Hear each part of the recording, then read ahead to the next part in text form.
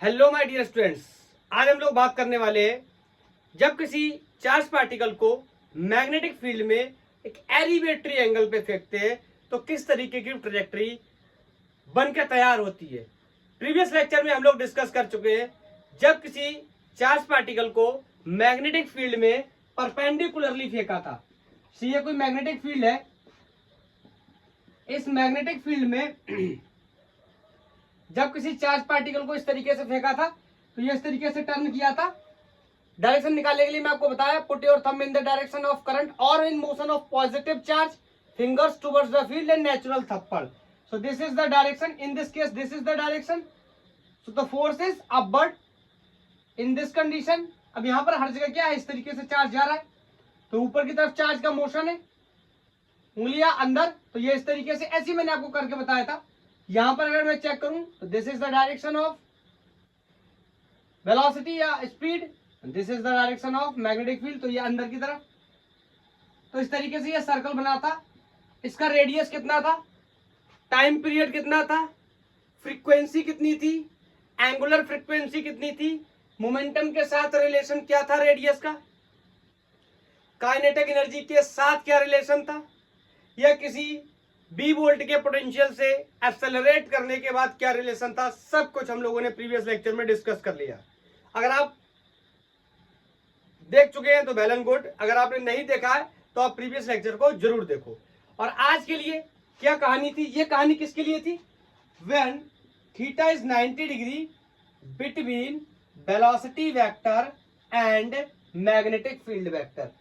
You can see here, let's say this is the direction of magnetic field. Marker is representing the direction of magnetic field and this finger is representing the direction of motion of charged particle.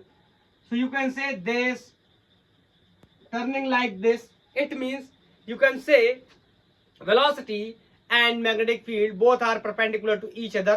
In this case the trajectory is circular. Is that clear? Angle is 90 degree or you can say perpendicular to each other, velocity vector and magnetic field vector. But today we are going to through this charge particle with an elevatory angle. 90 के बजाय कोई और angle select करेंगे, तो मैं heading लगा देता हूं, when initial velocity of charge particle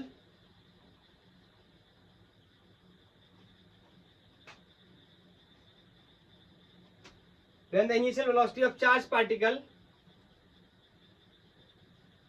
with an elevatory angle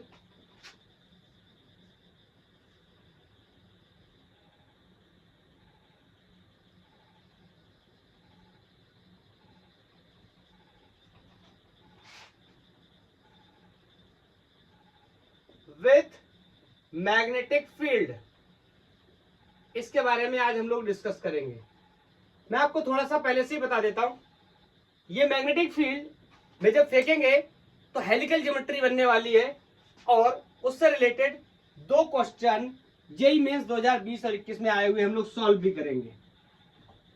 समझते हैं इसके कॉन्सेप्ट को। ये स्पेलिंग गलत है,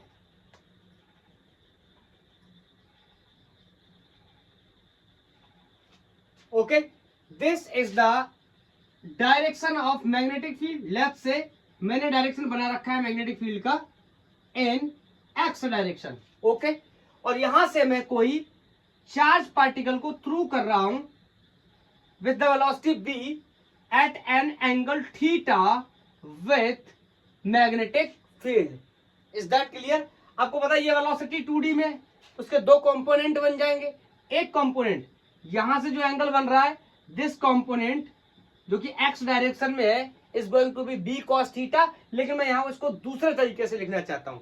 मैं एक्स या वाई का रेफरेंस लेना नहीं चाहता क्योंकि it is not necessary the magnetic field will be always in X direction. मैंने यहां पर मान के रखा है, इसलिए एक बेहतर तरीका ये हो सकता है, मैं बोलूंगा this is the parallel component of the velocity to the magnetic field, and the value of this component is going to be b cos theta. Is that clear? And the perpendicular component of this component, इसको let's say मैंने नाम बोल दिया कोई perpendicular component, and the value of this component is going to be b sin theta. मैं इसको बाहर लिख के यहाँ पे आपको बताता हूँ, कुछ एक्सप्लेन करना है. This is theta angle, so this parallel component is b cos theta, and this perpendicular component is b sin theta. मैंने आपको एक बात यहां पर बतानी है, ध्यान से सुनना.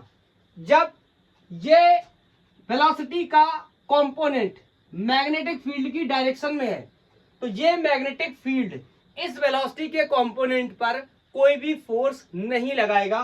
कैसे?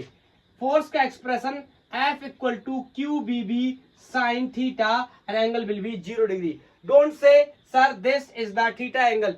You are right, this is the theta angle, but we are taking this component of the velocity which is parallel to the magnetic field.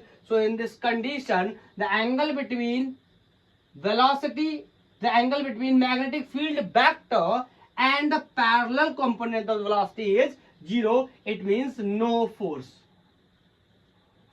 Is that clear? So I can say if there is a no force, it means there will be no change in velocity in x direction or in the parallel direction of the magnetic field. It means I can also say this b cos theta is going to be constant here. It means ये b cos theta क्या करेगा? Charge particle को सिर्फ आगे लेकर के जाएगा, ऊपर या नीचे ले जाने में इसका कोई भी रोल प्ले नहीं होगा. ये सिर्फ इस चार्ज पार्टिकल को आगे लेकर जाएगा. ये क्या करेगा, इसके बारे में बाद में बात करेंगे. तो पहले मैं इसके बारे में आपको कुछ बताना चाहता हूं. क्या मैं यहां पे ये कह सकता हूं, दी पैरेलल, नोट कर लेना इस बात को, the parallel component of velocity will remain unaffected.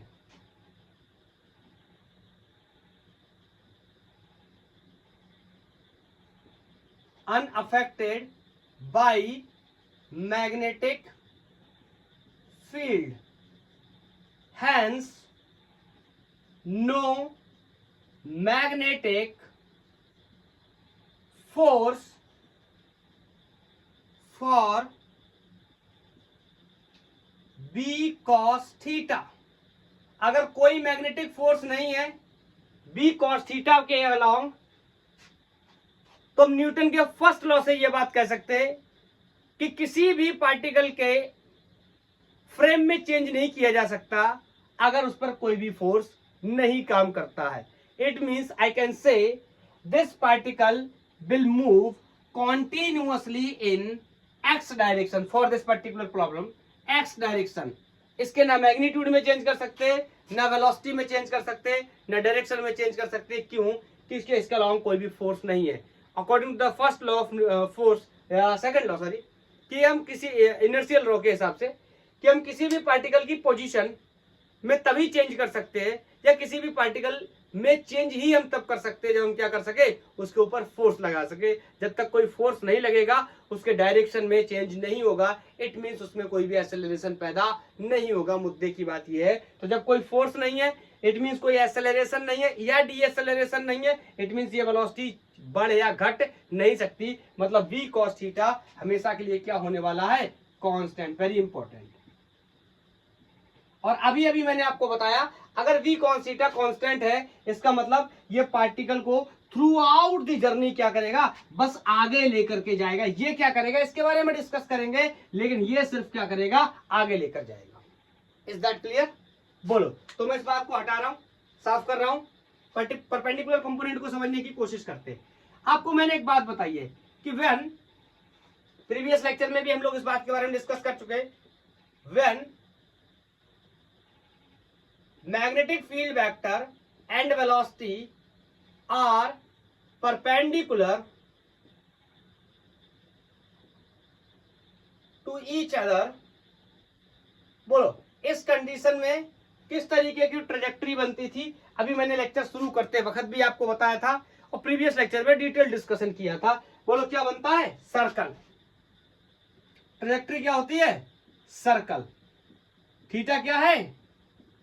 90 between velocity and magnetic field vector. यहां पर हो भी ऐसे ही रहा है। बोलो ये वेलोसिटी का कंपोनेंट, अभी 2D में वेलोसिटी तो इसके कंपोनेंट बनाने पड़ेंगे ऑफ कोर्स। तो ये वाला कंपोनेंट मैग्नेटिक फील्ड के क्या है? परपेंडिकुलर। मैं ऐसे बना देता हूं, this is the direction of magnetic field and this is the velocity. पहले क्या होता था? बी, इस बार क्या है? बी साइन थीटा है, परपेंडिकुलर कंपोनेंट है, तो इस पर फोर्स लगेगा और इस पर फोर्स लगेगा तो इसकी वजह से जो ट्रेजेक्ट्री बनेगी इस चार्ज पार्टिकल की, वो कैसी बनेगी? सर्कुलर। इसके बारे में हम डिस्कस भी कर चुके हैं, मैं आपको थोड़ा सा एक्सप्लेन करके भी बताता हूं। यहां पर बताता हूं, मेरी बात को ध्यान से सुनना। पहले वहां यहां पर बताता हूं, फिर एक्सप्लेन करूंगा पूरा वहां पे। ये चार्ज पार्टिकल है, ये क्या करेगा? इस तरीके से सर्कुलर मोशन परफॉर्म करेगा। मेरी बहुत ध्यान से सुना मेरी बात। Due to B sine theta, या you can say perpendicular component of the velocity की वजह से ये क्या बनाएगा? सर्कल बनाएगा। आप चाहो तो चेकआउट भी कर सकते हो। Thumb in the direction of motion of positive charge और करंट ऊपर की तरफ है। बोलो fingers towards the magnetic field. ये ऐसी हो गई कहानी। तो इस पे क्या करेगा?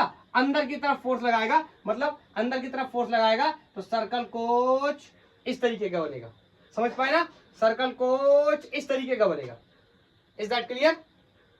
Is that clear? बोलो।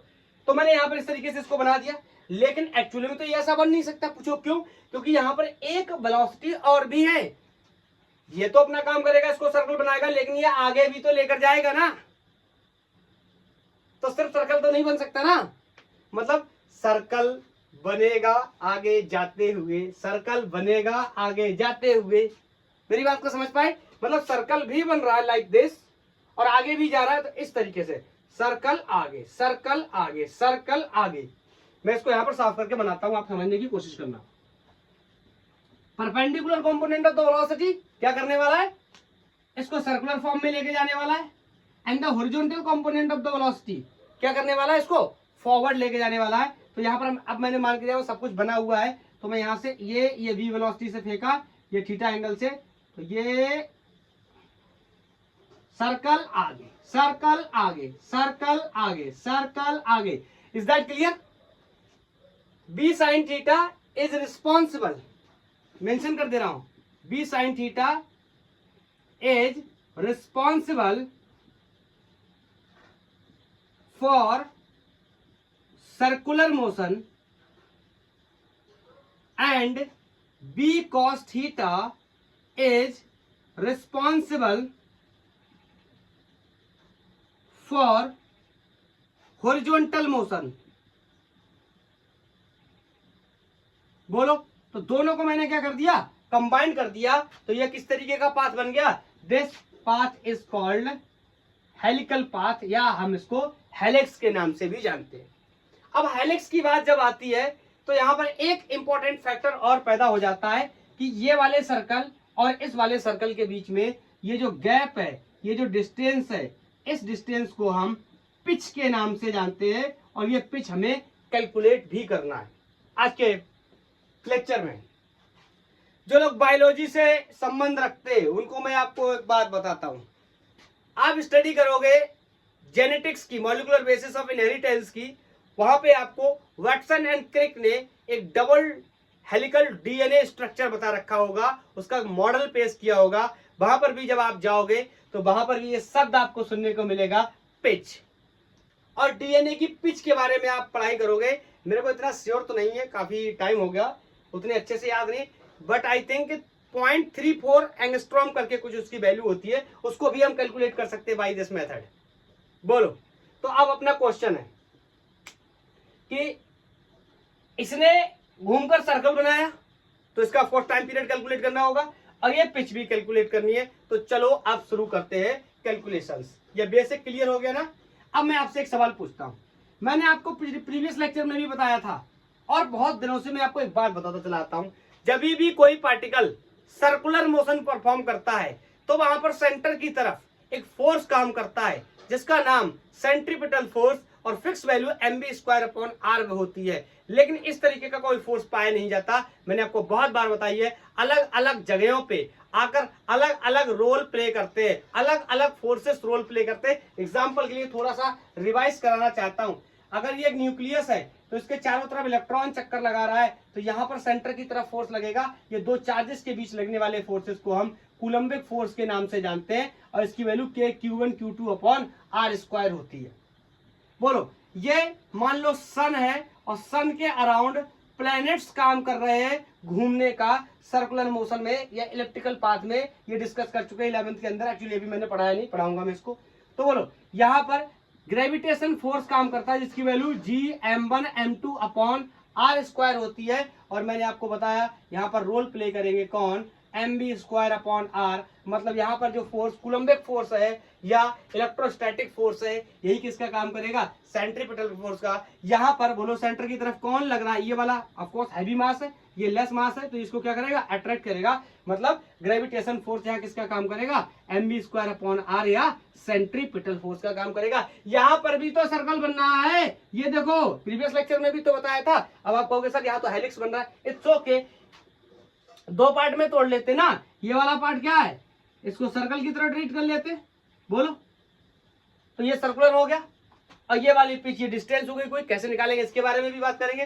तो मैं आपसे एक सवाल पूछना चाहता हूं फिर से, बोलो, यहाँ पर सर्कुलर मोशन हो रहा है, कंबाइंड टाइप का सर्कुलर मोशन है। तो सर्कुलर मोशन अगर हो रहा है तो सेंटर की तरफ कोई ना कोई फोर्स काम करेगा और ऐसे फोर्स को हम सेंट्रीपिटल फोर्स या mv²/r उसकी वैल्यू होती है। लेकिन ऐसा कोई फोर्स होता नहीं है, हमेशा कोई ना कोई आकर के क्या करता है, रोल प्ले करता है। और यहाँ पर कौन मौजूद है, मैग्नेटिक फील्ड मौजूद है। तो मैग्नेटिक फील्ड के मौजूद होने की वजह से एक मूविंग चार्ज पार्टिकल क्या इमिट करता है, मैग्नेटिक फील्ड इमिट करता है। तो दोनों में मैग्नेटिक फील्ड मौजूद होने की वजह से इस पे एक फोर्स काम करेगा और इस फोर्स का नाम मैग्नेटिक फोर्स होगा। इस पर्टिकुलर कंडीशन में वो किसका रोल प्ले करेगा, एक सेंट्रीपिटल फोर्स का रोल प्ले करेगा। सो आई कैन से कि सेंट्रीपिटल फोर्स, बोलो यहाँ पर कौन होने वाला है, magnetic force. Is that clear? And the value of centripetal force is always fix, mv²/r। जो लोग देखना चाहते हैं ये कहां से आया है, तो आप जाके यूट्यूब पे टाइप कर सकते हो UCM, uniform circular motion by गैंगोर फिजिक्स, वहां पर आपको ये मिल जाएगा। मैंने इसको ड्राइव भी करवाया हुआ है। बोलो, अभी आगे देखते हैं। बोलो, मैग्नेटिक फोर्स की वैल्यू QBB। बस यहीं पे मैं आपको थोड़ा सा बताना चाहता हूं। साइन थीटा वाले फंक्शन को यहाँ पर ज्यादा ध्यान नहीं देंगे, मैं क्या बताने की कोशिश कर रहा हूँ, ध्यान से सुनना। क्या ये जो बी मैंने लिया ये सही लिया या गलत लिया, आप मेरे को खुद जवाब देना। ये बी मेरे हिसाब से गलत है, क्यों गलत है बताओ। ये चार्ज पार्टिकल क्यों गलत लिया हुआ है, लाइट जाने की वजह से थोड़ा सा प्रॉब्लम हो गई थी, सॉरी फॉर दैट। हाँ, क्यों गलत लिया मैं आपको बताता हूँ। ये जो सर्कुलर पाथ बन रहा है ना, ये इस बी वेलोसिटी की वजह से नहीं बन रहा है, बल्कि इसके कौन से कंपोनेंट की वजह से बन रहा है, परपेंडिकुलर कंपोनेंट की वजह से। बोलो, क्योंकि इसका परपेंडिकुलर कंपोनेंट ही किसके लिए रिस्पॉन्सिबल है, सर्कुलर मोशन के लिए। हॉरिजॉन्टल तो फॉरवर्ड लेके जा रहा था। Is that clear? So I can say I should be perpendicular. Okay, cancellation of this B, यहां से आर की वैल्यू हो जाएगी mb perpendicular upon QB, that will be equal to r। या चाहे तो और भी एक्सपोज करके लिख सकते हैं, बी परपेंडिकुलर की वैल्यू कितनी है, b sin theta upon QB। अगर आप प्रीवियस लेक्चर में जाके इसको कंपेयर करोगे तो वहां पर आप देखोगे r की वैल्यू आई थी mb upon QB, directly 90 degree पे फेंका गया था, इस बार थीटा एंगल पे फेंका गया है। तो कौन सा कंपोनेंट इन्वॉल्व हो गया, परपेंडिकुलर कंपोनेंट, यहां पर साइन थीटा और भी इन्वॉल्व होगा किसमें, इस रेडियस में। Is that clear? So the next question is कि टाइम पीरियड कितना होगा। चलो कैलकुलेट कर लेते हैं इसका टाइम पीरियड। यहां से इसको हटा रहा हूं। बोलो, टाइम पीरियड बहुत ही आसान तरीके से कैलकुलेट करते थे अपन। क्या है, speed is equal to distance per unit time. ये बहुत ही सिंपल तरीका था। स्पीड को मैंने v मान लिया, बोलो, एंड डिस्टेंस, बोलो, जब ये सर्कल में घूमेगा डिस्टेंस कितनी हो जाएगी, 2 पाई, एंड छोटू r is the radius of this circle. Is that clear? और जब भी कोई पूरा चक्कर घूम जाता है इसको अपन टाइम बोलते हैं, क्या, कैपिटल T। तो कैपिटल T की वैल्यू मैं यहां से लिख सकता हूं this is going to be 2 pi r upon B. फिर से मैंने क्या कोई मिस्टेक की है? यस, मेरे को यहाँ बी नहीं, बी परपेंडिकुलर का यूज करना चाहिए, क्योंकि अपन सर्कल का टाइम पीरियड कैलकुलेट कर रहे हैं। सर्कल बना ही किसकी वजह से है? Perpendicular component of the velocity. Is that clear? Is that clear? Okay, इसीलिए मैं जानबूझ के इस तरीके से लिख रहा हूं ताकि आपसे कोई मिस्टेक ना हो। और यहां पर मैं आर की वैल्यू लिख सकता हूं, this is going to be 2 pi, r की वैल्यू अभी अभी अपने अपन ने निकाली थी, m B perpendicular upon q B, और नीचे divide by this B perpendicular. या आप चाहो तो बी साइन थीटा रख लो, तो यहां पर भी बी साइन थीटा रख लेना। इससे ये क्या हो गया? एलिमिनेट, और टाइम पीरियड की वैल्यू आ गई 2 pi m upon q B. बड़ा ही इंटरेस्टिंग रिजल्ट है ये टाइम पीरियड का। मैंने प्रीवियस लेक्चर में आपको एक बात बताई थी, frequency, angular frequency and time period velocity पे डिपेंड नहीं करते हैं, याद आया? या स्पीड पे डिपेंड नहीं करते हैं। जो तेज फेंका जाएगा उसका सर्कल बड़ा होगा, जो धीरे में फेंका जाएगा उसका सर्कल छोटा होगा। प्रीवियस लेक्चर में आप देखेंगे, लेकिन दोनों पार्टिकल के टाइम पीरियड क्या होंगे? सेम, क्योंकि टाइम पीरियड पे क्या था? इंडिपेंडेंट। यहाँ पर भी एक बहुत ही अलग तरीके की चीज देखने को मिली है। यहाँ थीटा डिग्री पे फेंका गया है, 90 पे नहीं फेंका गया है, लेकिन फिर भी टाइम पीरियड एंगल पे डिपेंड नहीं कर रहा है। तो सिंपल है, एक को 30 डिग्री पे फेंका गया, एक को 60 डिग्री पे फेंका गया, दोनों के टाइम पीरियड बताइए, time period will be same. एक को 15 मीटर पर सेकंड से फेंका गया, एक को 50 मीटर पर सेकंड से फेंका गया, time period will be same, क्योंकि वेलोसिटी पे भी क्या है? इंडिपेंडेंट है। Is that clear? Is that clear? कोई डाउट नहीं होना चाहिए। बोलो, हटाऊं? अब अपन क्या कैलकुलेट करने जा रहे हैं? इसकी पिच, जिस पिच के बारे में हम लोग बात कर रहे थे कि ये जो पिच है इसको कैसे कैलकुलेट करेंगे। पिच बोलो एक प्रकार की क्या है? एक प्रकार की क्या है? डिस्टेंस। तो मैं यहां से लगाता हूं इसको। बोलो, speed is equal to distance per unit time. कोई भी एक्सेलरेशन या डी एक्सेलरेशन या फोर्स मौजूद नहीं है इन एक्स डायरेक्शन या in the direction of magnetic field, तो I can use this expression. So B is equal to distance बोलो पिच, डिस्टेंस बोलो पिच। अरे यही जो डिस्टेंस है, यही डिस्टेंस, यही क्या हो जाएगी? पिच। एंड टाइम, ये थोड़ा सा एक इंपॉर्टेंट सवाल है, मैं आपको बताता हूं।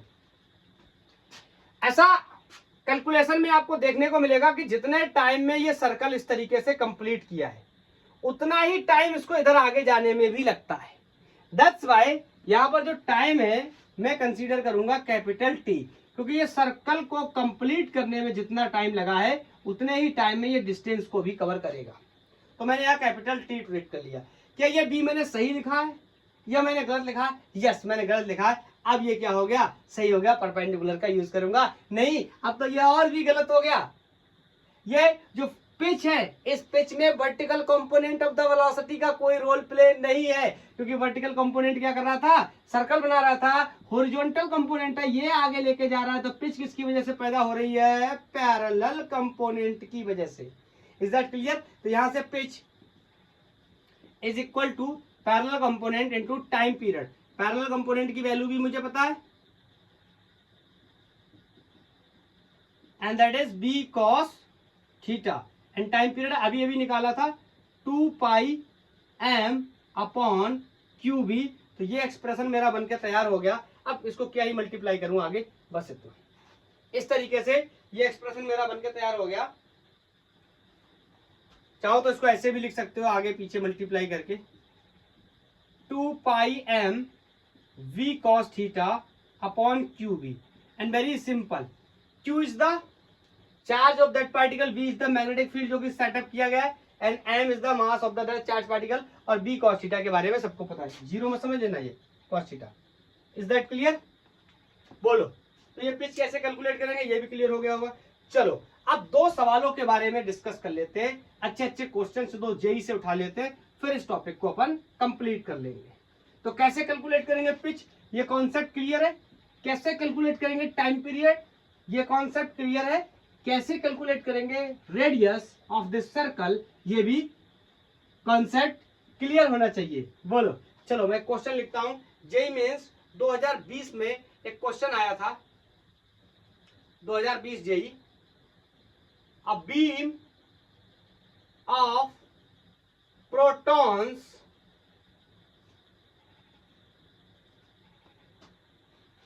with speed 4 into 10 to the power 5 metre per second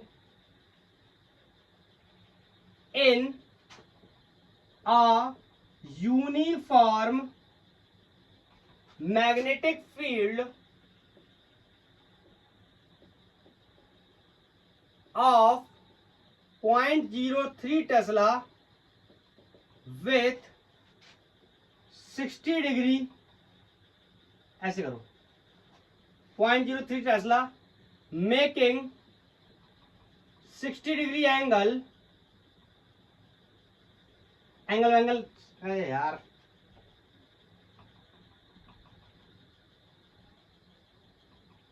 with magnetic field, magnetic field के साथ क्या कर रहा है, 60 डिग्री का एंगल बना रहा है। Then answer, question is very simple, calculate pitch of helix, calculate pitch of helix, ठीक है, 2 सेंटीमीटर, 4 सेंटीमीटर, 5 सेंटीमीटर, 12 सेंटीमीटर। जल्दी से करो, 1 2 3, जल्दी करो जल्दी करो जल्दी करो। ओके, कर लिया, कर लिया।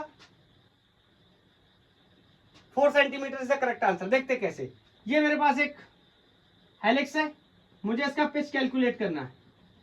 Pitch is very simple for me, अभी अभी मैं देख के आया हूं। पिच का मतलब है parallel component of the velocity into time period.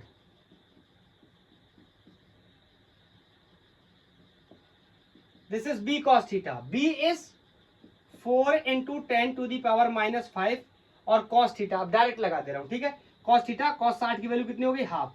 इसकी वैल्यू अभी भी मैंने निकाली थी, चलो एक बार लिख दे रहा हूं, 2 पाई m अपॉन QB। बोलो, सब कुछ दिया है, 4 into 10 to the power 5 into half into 2, pi की value 3.14 and the mass of the proton is 1.67 into 10 to the power -27 kg। सबको ऐसा ही में ही रखेंगे। And the charge of proton is 1.6 10 to the power -90 and magnetic field का setup 0.3 Tesla. जब आप इन सबको solve करोगे, दिस विल बी 4 सेंटीमीटर या फिर 0.04 मीटर। एक ही बात, क्लियर। अब ये मत कहना ये कैलकुलेशन नहीं करनी आती है, जेईई मेंस का सवाल लगा रहे, क्लियर है। बोलो, एक क्वेश्चन और लेता हूं मैं, बिल्कुल सेम क्वेश्चन है, डेटा भी सेम है, कुछ एक चीज डिफरेंट है, क्या समझने की कोशिश करते हैं। नोट कर लिया, 1 2 3। एक अलग तरीके से क्वेश्चन दिया गया है। ये क्वेश्चन जेईई मेंस 2020 में आया था एंड नेक्स्ट क्वेश्चन 2021 में आया हुआ है और लैंग्वेज भी यही है।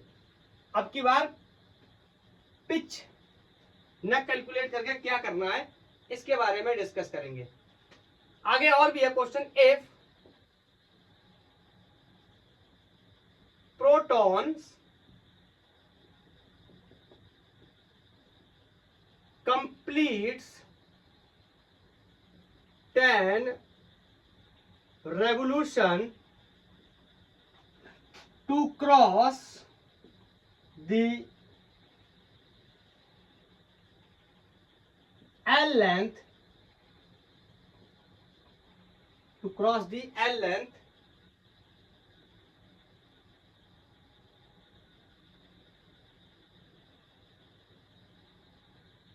complete 10 revolution